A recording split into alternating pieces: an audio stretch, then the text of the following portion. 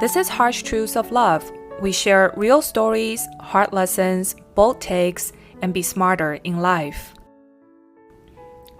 This episode is sponsored by Anew. Anew sorts out money matters in matrimonial and family law for everyday Americans, resolving issues such as asset and debt division, home equity split, alimony, child support, and more. With Anew, you don't have to spend tens of thousands of dollars on attorney fees. Go to loveanew.co/truth and sign up for a free 7-day trial. Today's story is the all-time top post from the divorce subreddit. At a wedding, we vow to be together through sickness and health. But what do we actually do when we are put to test? Here's the story. Husband wants divorce after my cancer diagnosis. We have been married just shy of 26 years. I was diagnosed with multiple myeloma 2 years ago. At first, he was wonderful, total helicopter husband. First couple of rounds of treatment were awful for me. I was so sick. I'm pretty sure I suffered from all of the possible side effects. In October of last year, I got the bad news that another line of treatment had failed and started my third line. So far, I have tolerated well. My body has suffered though.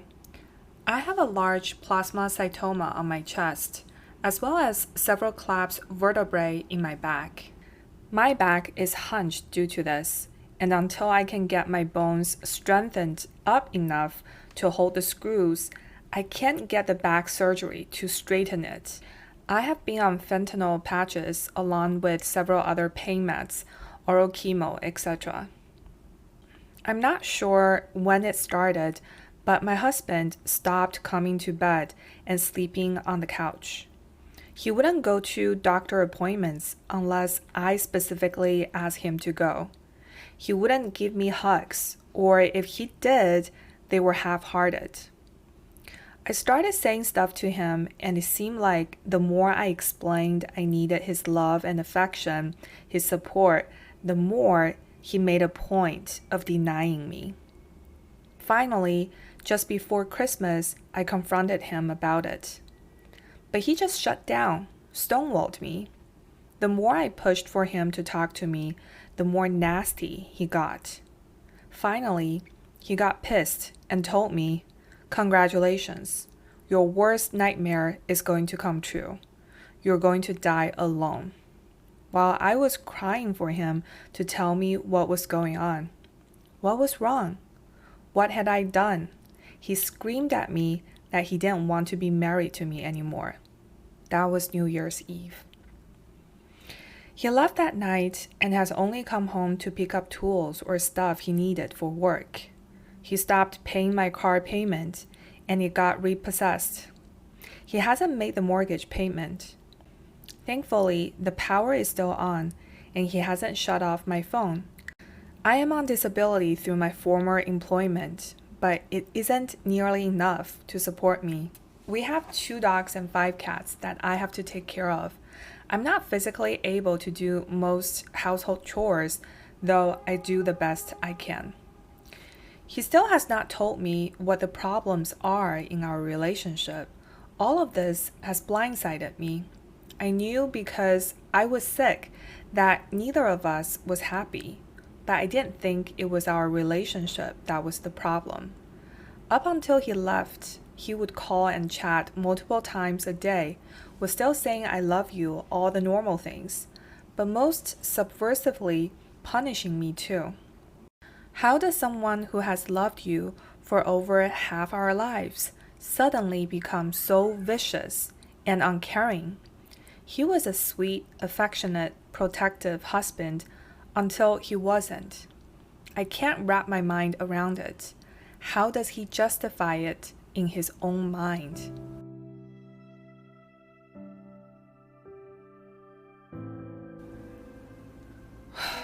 This is so hard. It's a really tough situation to be in. Sometimes the only comfort comes from people who had a similar experience. Here are some stories from the comments. Proudly Mediocre says, my ex-wife of 25 years did a similar thing. After my lung disease diagnosis, she did a slow fade and eventually, after a lot of unkindness towards me, left.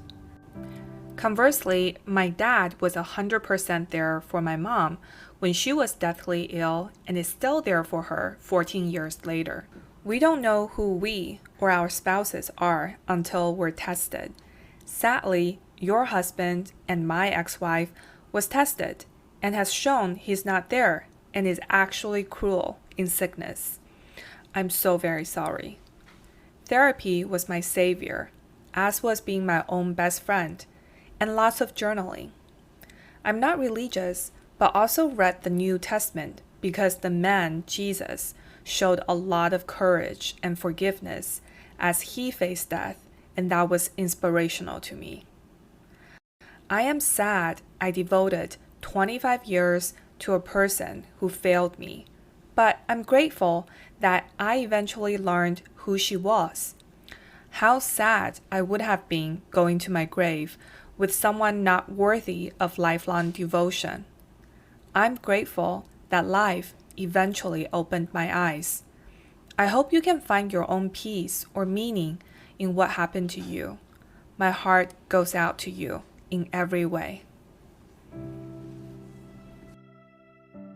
The next comment is from Nurse in Weil. This is gonna be blunt. The reason it's so common is this. People are selfish.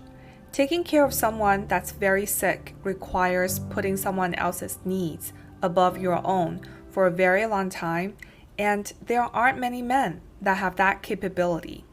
Hell, most of them can't even do it in everyday life, helping out around the house unless they get some kind of kudos or reward for it. So something like this that is going to require them to commit and sacrifice. What they see is having to give up a lot of their wants and needs and put someone else ahead of themselves, which is not in their DNA. Not all men, but most. I don't need to hear from all the men who want to say how they aren't that way, because I've heard from and experienced plenty that are. And a quick scroll through this sub will back that up. I'm sorry you ended up with one that wasn't able to be there for you when it mattered. This is absolutely horrible, and I cannot even imagine how you must feel.